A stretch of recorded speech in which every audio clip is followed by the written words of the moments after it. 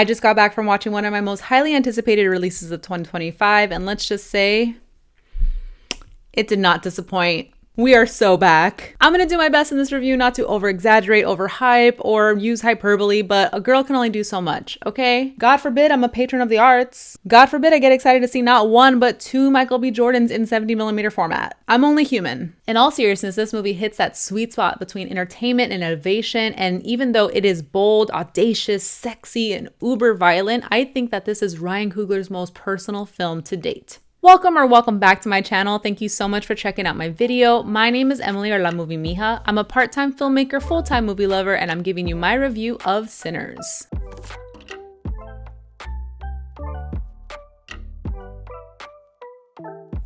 One of the reasons why this movie was really highly anticipated for me is I've been a longtime fan of Ryan Coogler. From Fruitvale Station to Creed to Black Panther to Wakanda Forever, everything that he does, he takes such a personal approach to the film. He is someone who I think operates in abundance. Like, there is no stone unturned in the world building and the character development. He really knows how to make something feel fully developed. And I think that comes from his intense admiration for people and collaboration. He has a lot of long-term collaborators who are also present in this film, from Michael B. Jordan to Ludwig Göransson, who did the music, Ruthie Carter on costume design, and Autumn Derald Arkapaw, the cinematographer, who, let me get this right, is the first female cinematographer to shoot a feature on 65mm film in IMAX. Being a collaborator or team player are qualities that all great directors or filmmakers have to have. This is a highly collaborative medium, but there's just something in the way that Ryan Coogler approaches working with other people and making stories feel so lived in and rich that just makes me so excited as a part-time filmmaker and a full-time movie lover myself. Sinners is the kind of movie I live for. As always, I'll do my best to keep this part of the video as spoiler-free as possible before getting to some more spoilery details and discussion later on. All of the chapters will be marked for you, so if you haven't seen the movie just yet, make sure you like, subscribe, and save this video so you and I can talk about all of those juicy details later on. Speaking of juicy details, let's talk about the plot. Set in the Jim Crow South circa 1932, the film follows twin brothers Smoke and Stack, who return to their Mississippi hometown after years of learning from the gang-filled landscape in Chicago. They leverage their connections to launch their latest venture, a juke joint, only to discover that an even greater evil is waiting to welcome them back. The film is written and directed by Ryan Coogler and stars Michael B. Jordan, Miles Caton, Wunmi Mosaku, Hailee Steinfield, Jayme Lawson, Delroy Lindo, Lee Jun Lee, Omar Benson Miller, and so many more. The greatest thing about this movie that sets it apart from most, especially horror movies, is that it takes its time. This is a movie that doesn't mind having you sit in that Mississippi heat, and they achieve that in a few ways. First, let's talk about the format. This is the first film to be shot simultaneously on Ultra Panasonic 70 and IMAX 65mm because Ryan Coogler early on decided that this is a movie that he wanted people to seek out in theaters. He wanted people to travel, to go venture forth and see this movie in community with other people. Now, mind you, IMAX theaters are not abundant and they're a little hard to find, but they made sure that the different formats would be available so that this film is more accessible to everybody. Unfortunately, I didn't get to see this movie in true IMAX. I did see it in filmed for IMAX at AMC, but I did get to see the different aspect ratios change throughout the film. One of the ways they really establish that sense of place and the heat and the texture is with those wide vistas. We get to see those sweeping fields, those big skies. You feel the heat, you feel the grit, and it really establishes a strong sense of place. In addition to the format, we have the pacing. This movie is not afraid to take its time. It's not afraid to slow things down and really build them up for a great payoff later. And I feel like that's something that a lot of horror movies specifically struggle with. They want to get to the horror, they want to get to the violence, they want to get to all of the bloodshed. And yeah, that works sometimes. But this movie doesn't do that. They do give you flashes of what's to come, what to expect, and help you build that sense of dread early on. But this movie, for the most part, spends a lot of time being a drama, showing us the different characters and how they interact, their backstories. We get a lot of sense of individuality from everybody, the traumas that they have, the histories that they have.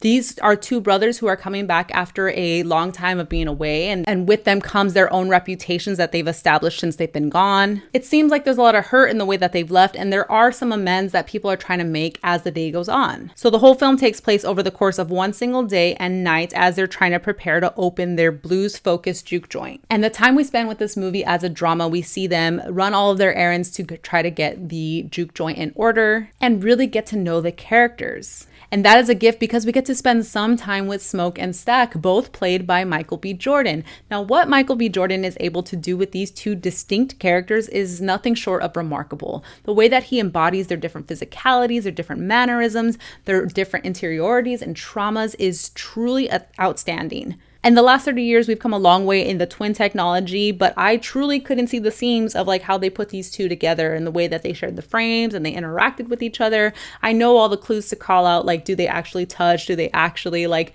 have them overlapping where their shadows would be on top of one another? And they weren't afraid to do all of that. So I'm sure there was some body doubles, there's some tennis balls, there's probably some replacement happening. But all of that comes back to Michael B. Jordan's performances, because if he wasn't able to effectively like be these two people, then the illusion would just fall apart. And then you have newcomer Miles Caton. This is his feature debut role. He was previously on tour with her as a backup singer, and she actually connected him with Ryan Coogler in this opportunity.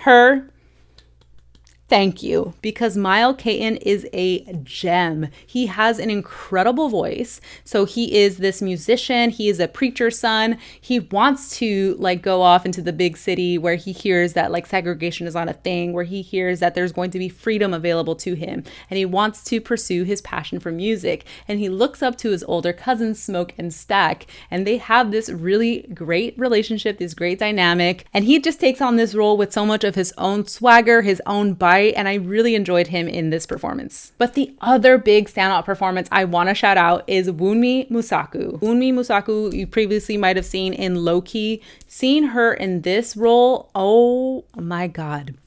She has so much power, so much grace, so much incredible, intense energy. And every time she was on the screen, my eyes were drawn to her. It was just so bold and unapologetic and fantastic. The other big star of this movie is the music. I had no idea going into this film that music would play such a pivotal role. Ludwig Göransson and Serena Göransson, they're married. They collaborated to bring to life so many different genres in the score. It's a blues-based score mostly, but you have everything referenced from African percussion to Irish hymns. And the amount of consultants I saw in the credits for all the different types of cultures that this movie touches on is really inspiring and reassuring. As far as critiques go, there are moments in this film that definitely kind of hit you over the head with what they're trying to achieve, what they're trying to point to. They get really obvious at times in a way that might feel heavy-handed to some. It didn't feel heavy-handed to me. I welcome when you're able to like establish a motif or a theme and you kind of revisit it over and over again. I saw it more as that than trying to over like explain or oversimplify things that didn't need to be simplified for the audience. I saw them more as stylistic choices than feeling like they couldn't trust me as a viewer. But there are aspects of the film that I can see some people, who knows who, will not really gel with. I mean, the vampire story of it all is really unique and singular. Like, I have not seen a vampire story set in the South like this at this time. But there are other aspects of the story that feel a little familiar, but again, I didn't find that to be an issue because I think that the way that they all come together, the way that they are presented, the performances that really sell them, it felt like it was meant to be. It feels like I can't imagine any other way to present these stories. Like, they feel wholly complete. Thematically, they are really strongly aligned, and I really like where the movie came together in the end. Now, let's talk about the vampire of it all really quick. Like, if you do come into this movie theater expecting this to be top to bottom vampires, like nonstop vampires, you're going to be disappointed. The vampires come in when they come in, okay? They come in in a way that is culturally relevant and is more integrated into the social fabric of the context of what's going on in the story. So it's really important that you know what's going on in the context of the world and the story and the characters before those vampires make their entrance. And that's my favorite thing personally about vampires, is the way that we're able to project our societal fears onto them. And because this is a movie with such a unique setting, unique characters with a very different positionality than we usually see up against vampires, that makes for such an interesting conversation about what vampires mean in this movie in particular. But this movie is not just vampires. This movie is vampires and community and music and finding yourself. And there is a moment in this movie that really drives home what the thesis of the film is. And it is a moment that kind of like took me out of my body. Like I became a person watching myself watching the movie, because it is just so, it is stunning. It is incredible. It is this, I can't say much about it. I don't want you to know when it's going to happen. I'm not trying to do that to you, but when it happens, you'll know. There will be no question about it. You won't have to be like, Emily, Movie Mija, what were you talking about? When you see it, you will know. There is a moment that really solidifies this movie as a masterpiece for me. And I'm going to be thinking about that, I don't know, for the foreseeable future. All in all, Sinners is an incredibly audacious, sexy, sultry, gritty vampire movie unlike we've ever seen before. It is something to behold in community with other people in the biggest screen possible if you can manage it. So please go out and watch Sinners if you can. All right, now we're going to get into some spoiler territory. So if you haven't seen the movie, make sure you save this video and come back later, okay? Don't watch anymore after now. Okay, my first question for anybody who has seen the movie is, how do we feel about Sammy's decision to return to a life of music following all the warnings? You had Delta Slim, a musician in his own right. He lived his whole life as a musician, and he had a lot of hardships from it and has discouraged Sammy from pursuing the same. You have Smoke and Stack, who are telling him that there is no future for you in Chicago, in the big city. There are other places you should go. Even his own preacher father sees life as a musician as living with the devil. Add to it the fact that his musicality is part of the reason why the vampires were called to the juke joint in the first place. So yeah, I don't think that his character has any guilt about his talents or anything like that. I'm just curious as to what this film is saying about following your passions and finding your freedom in creativity, even if it means leaving everything else behind, even if it means not taking heed to any of the warnings. I wonder if this is some sort of a self-insert for Coogler as a call for other artists to pursue your passions and find what sets you free no matter what. But it also goes along with the themes of temptation and salvation. You have all these characters who are looking for different ways to find peace, or have maybe given up on the idea that salvation is available for them. With Smoke and Annie, they share the grief of the loss of their daughter, and it seems like they have given up on the love and the life that they could have had together, and that Smoke ran away from her, because he couldn't take the grief of having lost this child. And then you have Stack who loves Mary. Mary, played by Hailee Steinfield.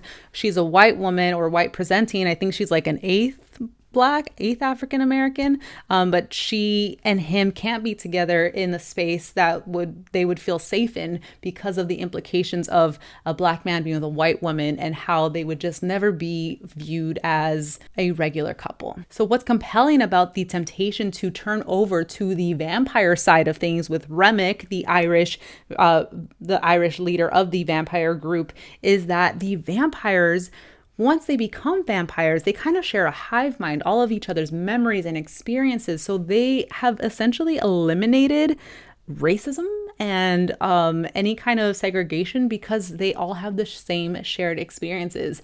They see each other as equals because they all have the hindsight and the insight, to understand what it's like to be in the other person's shoes. So that is a compelling layer of social vampirism I haven't seen explored before. And I think that could only, because this takes place in the Mississippi Delta and the Jim Crow South, because of the implications of the racial disparities that are experienced by the characters, it makes sense as to why this would be the angle of temptation that these vampires are trying to get them to succumb to the darkness with. They're telling them that there is no freedom, there is no way that you are going to live a fulfilled life outside of being a vampire. Like, all of this humanity that you pursue, it won't be afforded to you in the way that you want it. So for anybody to want to resist that, it's a really compelling argument to see how you would position yourself when given the opportunity to be in a space where there is no segregation, where there is no prejudice, because you are all united. But the downside being you won't be able to see the sun, and maybe a life of eternal damnation. Speaking of social vampirism, I found it compelling the way that music was integrated to depict the ways in which cultures take from one another and try to eliminate the violence that comes before it. So in Remek's case, he is Irish. He has like a river dance and an Irish hymn that he sings that unifies all of the vampires along with him. You see another unifying moment with Sammy and that epic wonder with all the other musicians throughout the different styles of music and decades are brought to the dance floor. And it's just an incredible, like, chills inducing moment of how music transcends generations. It's kind of like time is a circle and all of it is being experienced at once. And I thought that was such a cool way to depict how music just really ties us all together. The last thing I want to mention is that mid-credit scene when we see that Sammy has grown into an elderly man. He has lived a nice long life as a musician, and he gets a visit from Stack and Mary, right? Okay, let me know if I confuse the twins. Stack and Mary come and visit him, and they have a moment to just kind of connect again about those experiences. But I found it to be a little bit odd. It wasn't my favorite part of the movie, but my favorite part of that scene was the fact that Sammy admitted that the most free and the happiest he probably ever felt was the day leading up to that night and that incredible moment. So I like that the movie ended with this sense of hope. We had a lot of happy endings in the movie with Smoke, with Stack, with Sammy getting to live his full life. And even though there's a lot of despair and carnage and loss and grief, I really appreciate that this movie ended with this, note of hope and people finding their own path to salvation. Okay, that was a lot. Thank you so much if you watched it this far. I really appreciate you. I really do want to know your thoughts and comments and theories below. Leave your letterbox in the comments. Let me know where I can find your reviews. I'd love to hear from you. I'd love to know what you thought of the movie Sinners. So please like and subscribe to my channel if you want more from me. I post one video every single week, and I'd love to see you around here more often. All right, that is all for now. Thank you so much for watching my video. I'll see you next time.